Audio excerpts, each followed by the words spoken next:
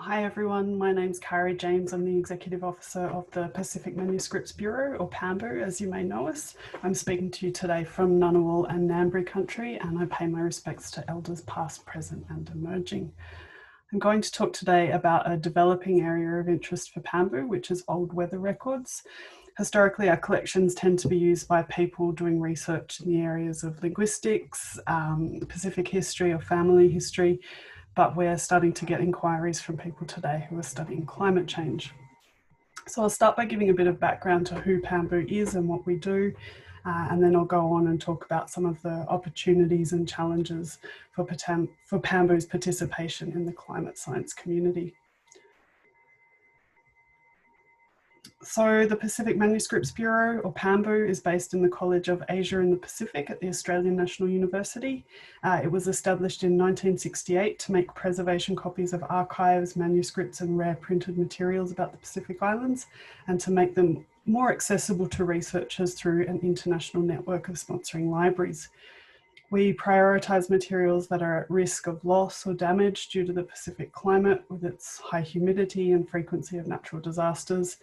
But we also prioritise collections that are in private hands and would otherwise be completely inaccessible to researchers. We don't have a PAMBU repository as such, and we don't maintain a physical collection. We usually travel to collections with portable equipment. Originally, we used a microfilm camera and more recently a digital camera. And we make those copies on site with the collection custodian and then make the copies available to researchers via this international network of libraries. Between 1968 and 2014, PAMBU created over 4,000 reels of microfilm.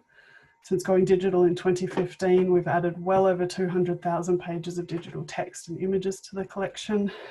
Our collecting policy is very broad, so we have all sorts of documents like whaling logs, religious mission records, government records, agricultural reports, dictionaries and word lists, newspapers, shipping logs, all kinds of things. So given the scope of the record types and subjects, it shouldn't really be surprising then that the weather features in some of these documents. Historical accounts of weather, particularly instrumental weather observations, can give scientists a better understanding of climate, climatic variability and climate change. Reanalyses or reconstructions of past global weather patterns can be created by weather models assimilating historical instrumental weather observations. Such reanalyses can reveal extreme weather events over time and expand our understanding of how societies responded to these past events. And this can assist with modelling and preparing for future potential changes in weather patterns, events and extremes. Over the past year or so, I've had what has been a really immense privilege to correspond with some climate scientists who are part of a global climate data rescue initiative called Acre, which stands for Atmospheric Circulation Reconstructions over the Earth. Acre is a global consortium of research organisations, each working on individual projects to rescue climate data from the archives. And these individual projects usually have local interest and local applications. But when all these local data sets are brought together into shared repositories, a global picture starts to form.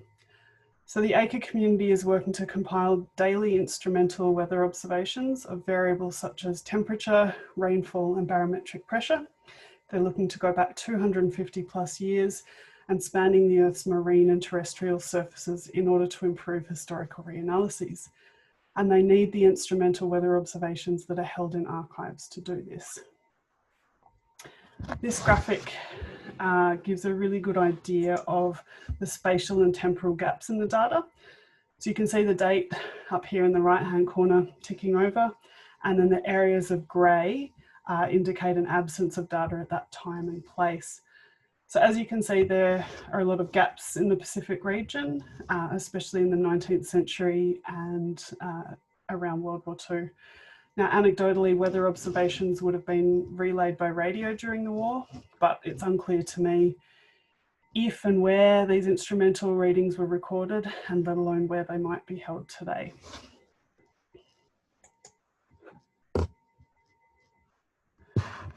So Acre recently identified and worked with PAMBU to digitise a couple of items that we hold on microfilm.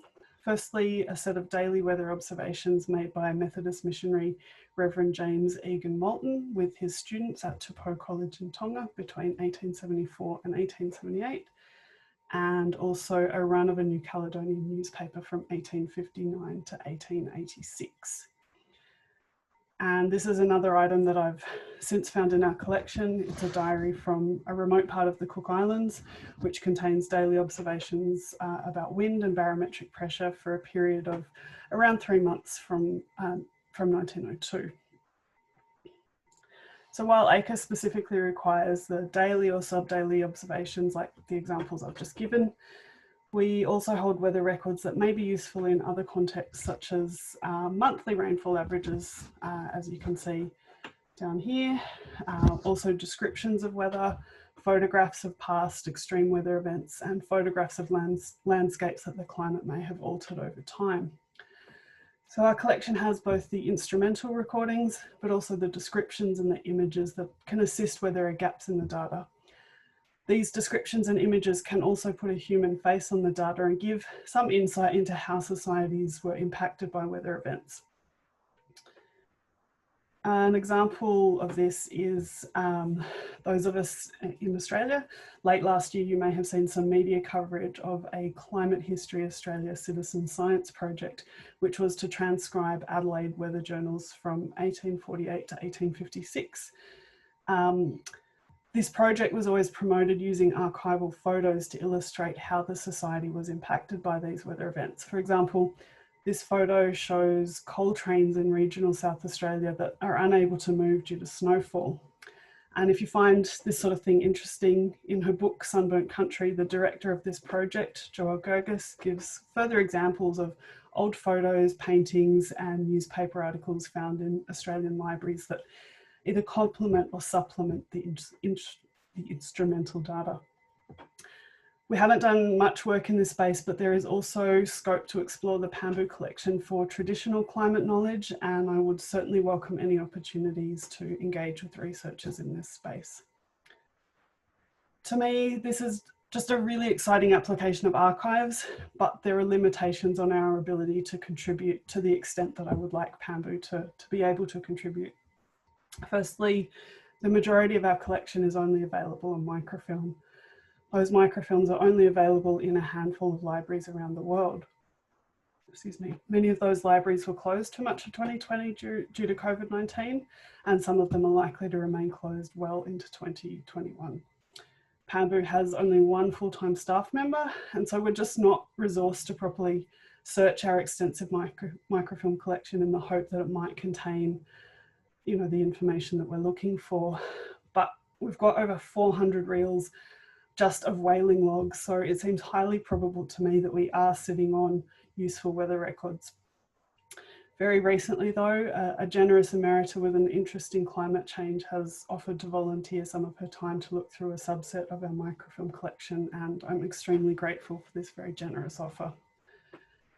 Some of our collection metadata is brief, and it doesn't necessarily include the kind of detail that we need to find what we're specifically looking for at the moment. And unfortunately, you can't do a keyword search of a microfilm. If and when we do identify microfilms that hold useful weather observations, there is a cost to converting that microfilm to digital, as we have to outsource that work. We have limited funds to digitize our microfilms, and those seeking this data don't necessarily always have the funding either. In addition to the materials that we already hold in our collection, PAMBU is still an active and mobile digitisation operation, and we have the potential to make a significant contribution to the imaging of records that haven't yet been identified or captured. Prior to COVID, we would make a couple of digitisation trips into the Pacific each year. This is important, obviously, for making preservation copies of archives, but it's also important for being able to build professional partnerships and for locating collections that are not currently discoverable online. Australia is now facing our second year of border closures, and our funding is vulnerable as libraries and universities around the world we're all starting to feel the economic impact of the pandemic. Another challenge that the climate data rescue community faces is that there's no coordinated interface between them and the international archives and library communities. and efforts that they've made at forging these links have not always been as fruitful as they'd hoped. So PAMBU is doing what we can in the Pacific, but it is with some frustration that we can't do more. So if you know of daily weather records in your collections, if you know where old weather records might be held in the Pacific, or if you're just interested in talking some more about climate data rescue, please do get in touch. Thank you.